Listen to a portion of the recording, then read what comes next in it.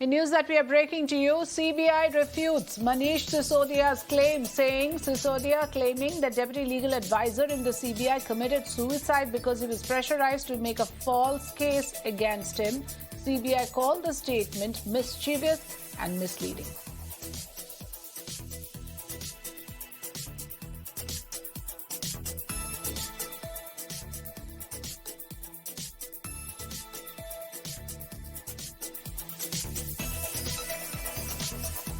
BJP and Aam Aadmi Party's slugfest over the liquor gate continues to escalate after the ruling BJP released a sting operation video in a press conference claiming that it will expose AAP's role in the Delhi liquor scam and its so-called anti-corruption claim.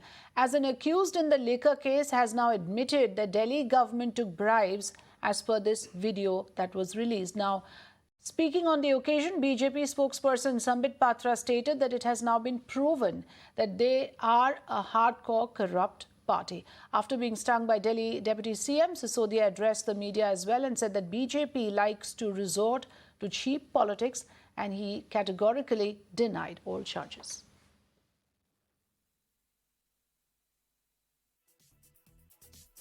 बुला करके इन्होंने tender दिया है। Excise विभाग में complaint किया गया था 2021 में कि एनरिच कंपनी और ये जो इंडो स्पिरिट कंपनी है, इनके रिटेलर्स भी हैं, खाओ गली इत्यादि, ये ब्लैकलिस्टेड हैं, इनको आप मत दीजिए टेंडर। कंप्लेंट के बावजूद मनीष सिसोदिया जी ने टेंडर दिया क्योंकि मोटा माल मिल रहा था।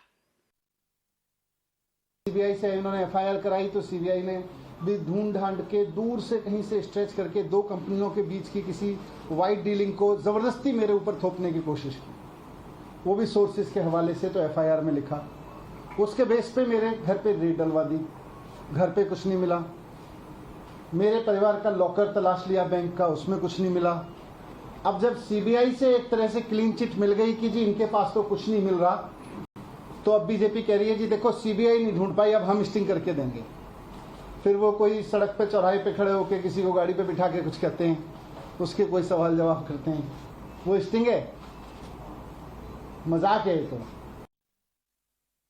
All right, Mirna correspondent Pulkit is joining us live. Pulkit, over to you for what is the latest in this entire slugfest that we are tracking.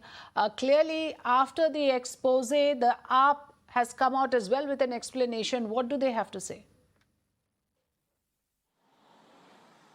देखिए, आम आदमी पार्टी इस पूरे स्टिंग ऑपरेशन को बता रही है कि ये किसी काम का नहीं है और इसमें कमियां निकाल रही है। वहीं बीजेपी इस स्टिंग ऑपरेशन के जरिए ये बताने में लगी हुई है कि एक्साइज पॉलिसी में जिन जिन लोगों को टेंडर दिए गए उन्होंने कुछ इसके एवज में दिया है, ये आरोप बीजेपी लगा रही है। अगर हम पूरे के पूरे स्टिंग ऑपरेशन को सुने तो उसमें शुरुआत में जो बातचीत हो रही है वो टेंडर प्रोसेस पे हो रही है कि किस तरीके से दिल्ली के अंदर जो एक्साइज पॉलिसी नहीं लाई गई उसके एवज में 270 करोड़ रुपए, ये जो 270 का फिगर मैं आपको बता रहा हूँ, असल में ये पूरा का पूरा जो एक्साइज पॉलिसी थी उसमें एक जोन के पैसे थे, यानी कि उसमें करीब 27 दुकानें आती हैं और एक दुकान की कीमत 10 करोड़ और 27 दुकानों की कीमत करीब 250 करोड़। इस तरीके से पूरा आकलन था ये एक्साइज पॉलिसी का। तो स्टिंग ऑपरेशन में शुरुआती बात इसी बात पर हो रही है, लेकिन आखिरी में जब स्टिंग ऑपरेशन के पहुंचते हैं तो 6% की बात होती है कि वहां 12% जो L1 का लाइसेंस है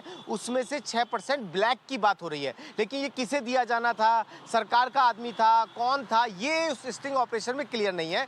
और मनीष सिसोदिया अपने ऊपर लगे इस स्टिंग ऑपरेशन को बेकार बता रहे हैं कि ये स्टिंग ऑपरेशन में कुछ नहीं है। वहीं बीजेपी इस स्टिंग ऑपरेशन को मनीष सिसोदिया के खिलाफ पुख्ता मानकर चल रही है। जी, thank you so much Pulkit, thanks for joining us. जानकारी के लिए शुक्रिया। Well,